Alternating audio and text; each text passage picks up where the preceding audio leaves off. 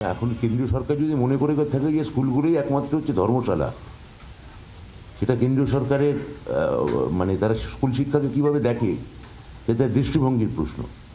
তো আমাদের এসে থাকতেই পারেন, আমার মনে হয় কেন্দ্রীয় সরকার নিশ্চয়ই কেন্দ্রীয় তাদের বাহিনী কোথায় থাকবেন তা থাকার ক্ষেত্রে নিশ্চয়ই তাদের আলাদা ভাবনা আছে, কিন্তু এটার জন্য যদি রাজ্যে স্কুল শিক্ষা ব্যাহত হয় সেটা আমরা চাইবো না, এইটা বলতে পারি। কিরকম সমস্যার মুখে পড়তে হতে পারে? আমরা দুই শিক্ষকের সঙ্গে কথা বলেছিলাম, একজন প্রধান শিক্ষকও রয়েছে তার মধ্যে। কি বলছেন তারা এই নিয়ে শোনাই। সমস্ত ক্ষেত্রে যদি স্কুলকে ব্যবহার করা হয়, আমার স্কুল স্যারের ভেন্যু, সব এসআইআর এর লোকজন আসছে, তারা নিজেদের সমস্ত কারেকশনের জন্য আসছে, সেখানেও আমাদের ক্লাস ব্যাহত হচ্ছে। তো এই ক্ষেত্রে আমরা বলতে চাইছি, প্রথম কথা আমাদের স্কুলটাকে ছাড় দেওয়ার কথা আপনাদের মাধ্যমে বলতে চাইছি। আর দ্বিতীয় কথা, স্কুলগুলোকে এই ইলেকশন সংক্রান্ত আওতার বাইরে রাখলে সমস্ত শিক্ষার্থী, শিক্ষা সমাজ উপকৃত হবে। পড়াশোনা একদমই সম্ভব না সেই সময় চালানো। আমরা অনেক চেষ্টা করেছি, অনেক রিকোয়েস্ট করি যে আমাদের অন্তত দুটো করে ক্লাস যদি আমরা অল্টার করতে পারি, কিন্তু ওরা কোনো কথা শুনতে রাজি না। জল কাদা মানে পুরো ছিটিয়ে থাকে সব, আমরা ঢুকতেও পারবো না। এইভাবে আমাদের কিন্তু সিলেবাস, আমার যারা সহকর্মী যারা আছেন তাদের প্রত্যেকে একই বক্তব্য যে তারা কোনোভাবেই সিলেবাস শেষ করতে পারছে না। কারণ আমরা খুব দ্রুততার সঙ্গে আর কত বড়াবো, ফলে ছাত্রদের খুব খারাপ অবস্থা, ওরাও শিখতে পারছে না, আমরা জানাতেও পারছি না। রাজ্যের বক্তব্য বুঝলাম, শিক্ষামন্ত্রী তার অবস্থান পরিষ্কার করেছেন এবং স্কুলগুলো কীরকম সমস্যায় পড়ছে বা পড়তে হতে পারে বা আগেও পড়েছে সেই বিষয়টা শুনলাম। কিন্তু এই অভিযোগ পাল্টা অভিযোগের বাইরে বিকল্প কোনো ভাবনা চিন্তা আছে কি? রাজ্যের তরফে কোনো বিকল্প প্রস্তাব রাখা হচ্ছে কি, নাকি সেই একই স্ট্যান্ড অফ সিচুয়েশন, বাহিনী আসবে, স্কুলে থাকবে, স্কুল বন্ধ হয়ে যাবে এবং অভিযোগ পাল্টা অভিযোগ চলতে থাকবে? শ্রেয়সী রয়েছেন আমাদের সঙ্গে, শ্রেয়সীর কাছে যান। শ্রেয়সী,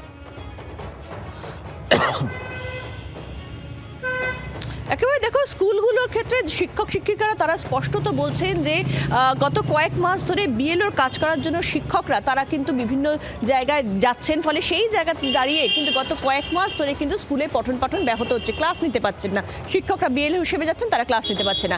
এর সঙ্গে যোগ হয়েছে বিভিন্ন স্কুলে ইতিমধ্যেই কিন্তু জানিয়ে দেওয়া হয়েছে যে বাহিনী ঢুকে পড়ছে, ফলে সেই জায়গা থেকে দাঁড়িয়ে স্কুলগুলোকে নিয়ে নেওয়া হবে। এবং তার সঙ্গে এটাও যোগ করে দেওয়া হয়েছে যে এক্ষেত্রে বাহিনী ঢুকে গেলে কিন্তু স্কুলে আর কোনো রকম ক্লাস নেওয়া যাবে না।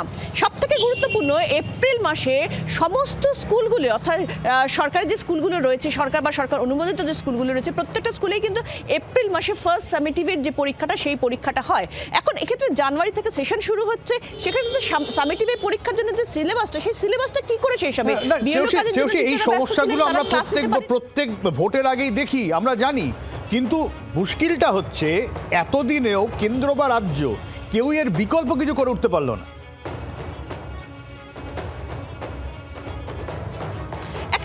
সেই বিষয়টা নিয়েই কিন্তু শিক্ষক শিক্ষিকারা তারা রীতিমতো কিন্তু চিন্তিত। তাদের বক্তব্য হচ্ছে যে এক্ষেত্রে যে পরিস্থিতি চলছে তাতে কিন্তু শিক্ষা ব্যবস্থা নিয়ে কিন্তু রীতিমতো সমস্যা তৈরি হবে। এখন এক্ষেত্রে কাকে বলে কি উপায় হবে তারা বুঝতে পারছেন না। যেরকম বিটি রোড গভর্নমেন্ট স্পন্সর স্কুলের প্রধান শিক্ষিকা তিনি বলছিলেন যে যখন বিএলও হিসেবে তার স্কুলে প্রায় 27 জন সেক্ষেত্রে টিচারকে যখন নিয়ে নেওয়া হচ্ছিল, তখন তিনি নিজে গিয়ে ইলেকশন কমিশনে তিনি চিঠি লিখেন এবং নিজে গিয়ে দেখা করেন যে এতজন টিচার নেবেন না, আমরা ক্লাস করতে পারবো না। কিন্তু কমিশন থেকে তার সেই কথার কোনো উত্তর দেওয়া হয়নি, বরঞ্চ তার 11-12 ক্লাসের একমাত্র যারা ভূগোল পড়াতেন বা একমাত্র যারা জীবন বিজ্ঞান পড়াতেন বা বায়োলজি পড়াতেন, সেই টিচারদের বিএলওর কাজে নিয়ে নেওয়া হয়েছিল, ফলে দীর্ঘদিন তার ক্লাস হতে পারেনি। ফলে সেই জায়গা থেকে দাঁড়িয়ে কিন্তু তারা রীতিমতো প্রশ্ন তুলছেন যে কার কাছে বলতে হবে, কার কাছে বললে তবে শিক্ষা ব্যবস্থার এই সমস্যার জায়গাটা মিটবে। বাংলার আওয়াজ, বাঙালির আবেগ, জি 24 ঘন্টা।